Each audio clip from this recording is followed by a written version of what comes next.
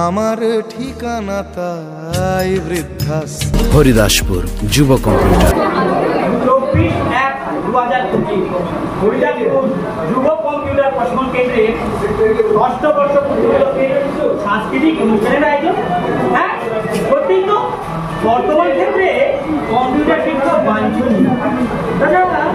তাছাড়া পশ্চিমবঙ্গ যুব কল্যাণ দপ্তর দ্বারা পরিচালিত কম্পিউটার প্রশিক্ষণ কেন্দ্রের মধ্যে হরিদাসপুর যুব হল অন্যতম।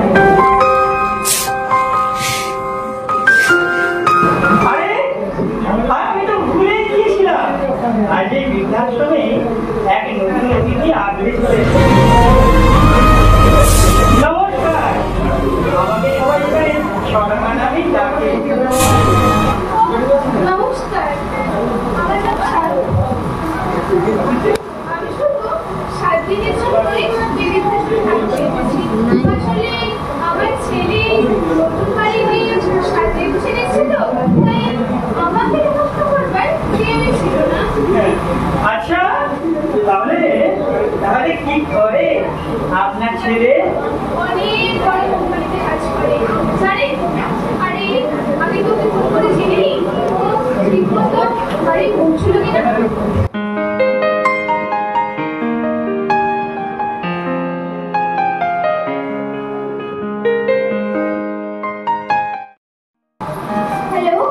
হ্যালো, মা মিটিং এর মধ্যে আছি, একটু পরে কল করছি। বাবা তুই ভুলে যাস। মা বললাম তো ব্যস্ত আছি, একটু পরে কল করছি। কি বললো আপনার সুযোগ্য দায়িত্ববান ছেলে? একটু পরেই কল করবে বলে ফোনটি রেখে দিলাম। অনেক বছর ধরেই না আছি, অনেক কিছুই দেখেছি এই যুগে। এখন যত তাড়াতাড়ি নিজেকে মাইক্রোফোন করলি একটাই তো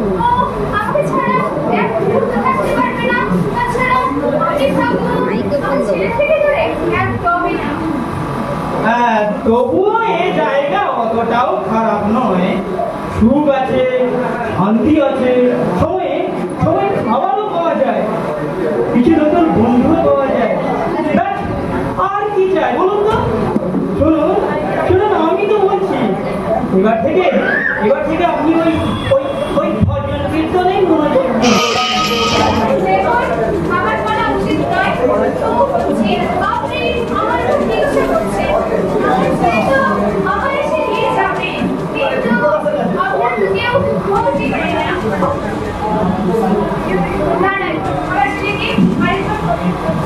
কিছুদিন পর ছেলেকে আবার কল করেন সারদা দেবী। মা বললাম তো আমি খুবই ব্যস্ত আছি। মা কতবার বলবো ব্যস্ত আছি, এখন কাজের খুবই চাপ, পরে কথা বলছি।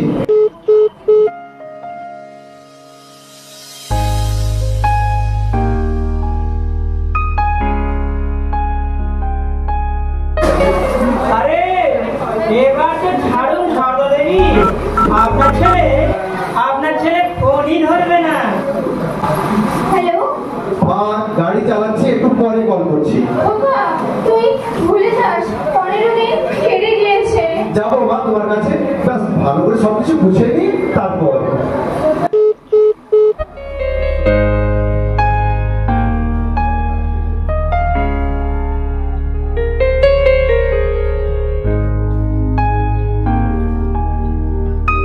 দেখুন, আপনার আমার কথা সহ্য হয় না, তার মানে এই নয় যে আপনি আমার ছেলেকে ফোন করবেন না। কিন্তু এখানে না বেশি আশা থেকে লাভ নেই। যা কিছু হচ্ছে মেনে নিন। হয়তো এটাই আমাদের ভাগ্য।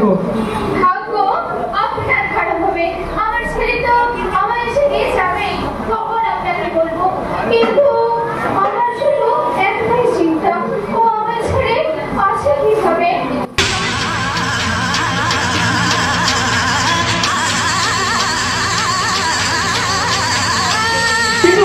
কিন্তু দেখুন সারাদিন আমিও চাই আপনার সব ইচ্ছা পূরণ হোক।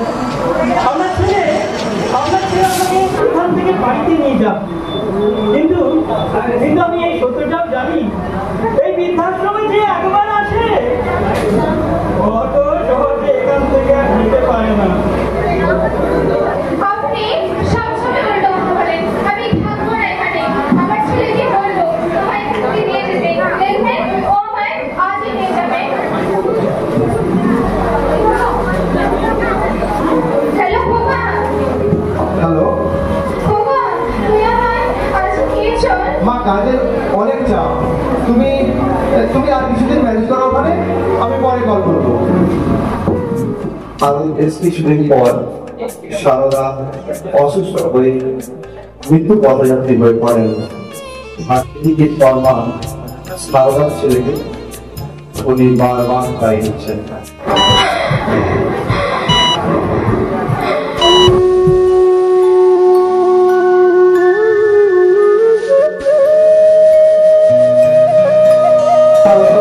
কল কেটে গেল সারদা দেবী। কাজ করুন, আমার ছেলের ছবিটি দিন। আরেকবার চেষ্টা করে দেখুন।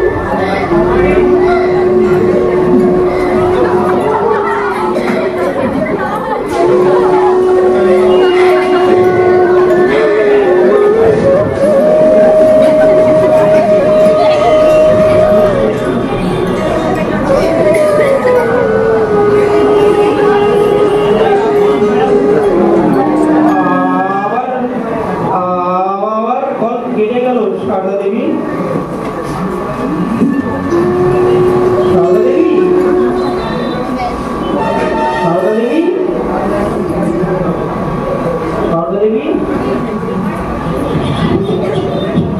সারদা দেবী। ছেলে আমার মস্ত মানুষ, মস্ত অফিসার, মস্ত ফ্ল্যাটে যায় না দেখা এপার ওপার। নানান রকম জিনিস আর আসবাব দামি দামি, সবচেয়ে কম দামি ছিলাম এই ঘটনাগুলো আমার সঙ্গে প্রথমবারের মতো। সারদা দেবী প্রথম ছিলেন না যিনি আমার সামনে নিঃশ্বাস ত্যাগ করলেন। আমার ঠিকানা তাই বৃদ্ধাশ্রম। না জানি কেন এত বেশি উনি আশা করেছিলেন। ওই আশা থেকে উনি কষ্ট পেয়েছেন।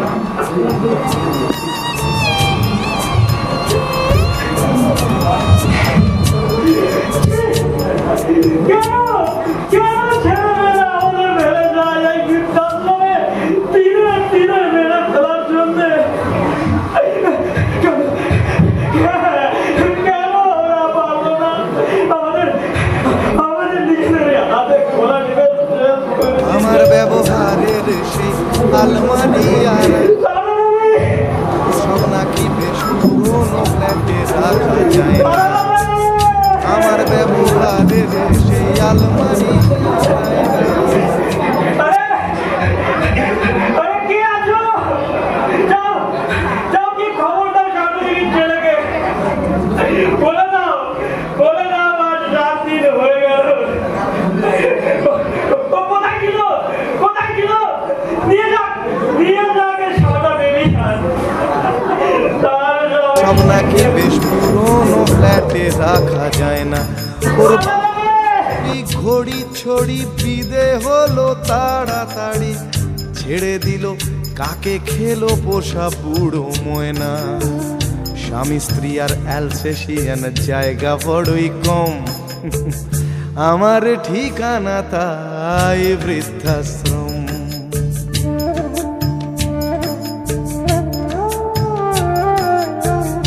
নিজে হাতে ভাত খেতে পারতো না খোকা, বলতাম আমি না থাকলে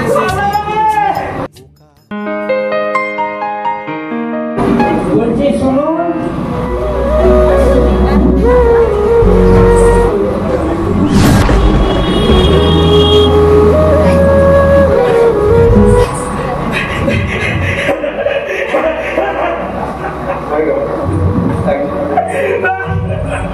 হয়ে গেল।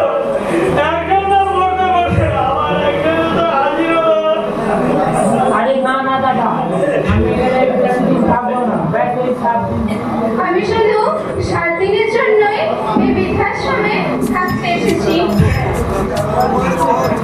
তারপর আমার ছেলে এসে আমাকে নিয়ে যাবে। আসলে আমার ছেলে নতুন বাড়িতে সাজিয়ে বসে গেছে তো, তাই আমাকে দেখাশোনা করবার কেউই ছিল না। আজও খোঁজে ভুলে যায় যে একদম আমার ঠিকানা এখন বৃদ্ধাশ্রম।